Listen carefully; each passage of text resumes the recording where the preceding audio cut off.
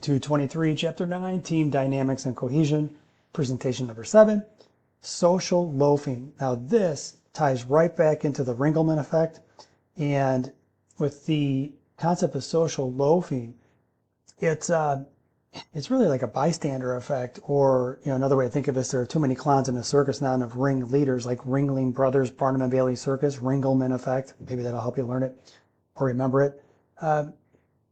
When you have a team or a group that is putting less than 100% in, what you have is this responsibility that's spread across a team of 11.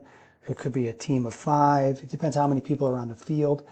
And you have people who expect others to pick up the slack. And social loafing itself is a behavioral component. And it's something where, as a coach, you have to drive that home to your athletes that their ability matters, their need and urgency to make a play matters, and you have to really press that down upon your athletes that you can never take a play off.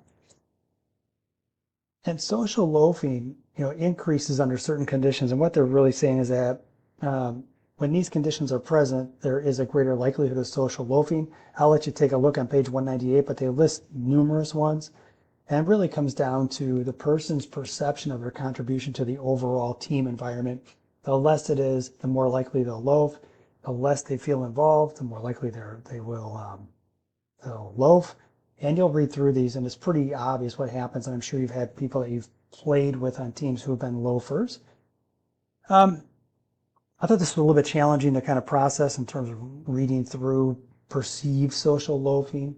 There can be high achievers who perceive loafing by their teammates and experience it when they do pull down a rebound in the paint. So the idea that they have here, where they have an athlete who is pulling down a rebound, and instead of running down to get to the offensive side, they're taking a moment to take a pause. And I would still say that's loafing, right? So the concept you have is, you have high achievers who can perceive loafing by their teammates. And I would also say that's a relative term, right?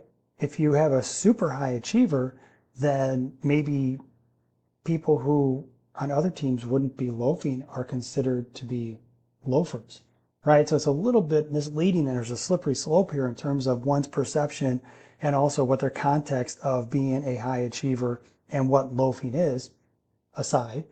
And I thought this was a little bit quirky as well when he talked about the idea that social loafing by one can cause social loafing in others. That's a little different mindset in terms of, well, if I see this person loafing, I may as well loaf as well. Okay, if you're somebody who's a high achiever, you're going to get after that person on the court and say, get moving. You got to get back in transition. You got to get on defense. Get your ass down the court. So their concept is that social loafing begets social loafing. They found that when soccer players perceive this among their teammates, they also exhibited less effort. So again, it's kind of like a cancerous mindset. As soon as one person starts loafing, then you have another person that starts loafing. And what they really get into is this person who plays basketball, and again, they have a rebound and they push the ball down court, or they toss the ball down court, but they stay back on defense. They don't really go into the transition game. And so they end up taking a moment to catch a little bit of air because they're just tired. I would say, as a coach, maybe you take the opportunity to pull that athlete out, give them the opportunity to fully recover, right? Anyways, I'll talk about that a little bit more in a second. So you got to figure this out as a coach, right? They're conditioned to believe they're part of a much bigger process. They're marching towards a common goal, and they must also be led to the concept that their individual and unique contributions add to the process. And if they're not, it's like an integer, right? You're either adding to the process or taking away from the process. And so you have to give some ownership, accountability, and like personal pride, and once again, that word autonomy, to that athlete to be able to really wrap themselves around the concept that they are part of a much bigger process. And so they have to be prideful in how they manage their day to day, as well as how they manage in their minute to minute in a game. So I talk about performance and making them identifiable. And what you find is when you start to talk about social loafing, when people can kind of hide within the context of a team or the game action and it doesn't look like they're loafing or you can't really see them or they think that's the case, they'll be more likely to loaf. But if you have something where, you can identify that and call people out on that, they will no longer feel anonymous. So therefore they will no longer end up loafing within a game. So the coach is the one who drives the culture. And you look at this and you go, all right, our person who does the rebound, tosses the ball up court, or does an outlet pass like they note here, but does not run down the floor, she's taking a little break on the offensive end. And what's happening here is she's getting ready for when she has to run back on defense. Again, I would say, okay, a coach might view this as an okay process to allow that athlete to recover a little bit because sometimes you need micro recovery within the context of a game. But I would say a different coach might take that athlete out and allow them maybe a couple minutes rest to fully recover, onboard some fluids, and be able to go back out and then be more effective later on. So it's kind of up to the coach on this one. Now, I don't know about this in terms of assigning other players to other positions. I get the idea where you're providing context and you're allowing an athlete to then see how other people have to perform. But I really can't imagine, taking like somebody from a defensive back position and putting him on the offensive line. It really doesn't make sense to me to think that athletes are interchangeable with regard to different positions, whether it's in basketball playing center or point guard. But, like I was mentioning before, in terms of pulling somebody from weak side linebacker to strong corner, that might have its place where there's some context there and some skills that can transfer over. But I don't know. I was kind of like, meh, on this one when I read it, because I think it can only go so far. Divide the team into smaller units. We do that anyways in any number of sports. And you'll see like in a football practice, it goes from team warm-up, team flexibility, maybe team conditioning to offensive to defensive, where the two groups separate. And then within offensive and defensive, you have position time. Then you might be like line on line, 7-on-7. And then you'll do like special teams live and then maybe conditioning at the end. So I get this and I understand this.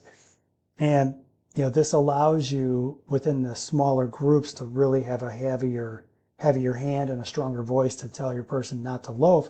But when you get back together into live team, that person might still loaf, right? So you have to have this culture within your group and the subgroups of offensive, defensive line, whatever position it may be, to push the agenda to not take a play off. And so when they get into team, they're then pushing themselves to not take a play off. And then when they get on the field to play, they're pushing themselves to not take a play off.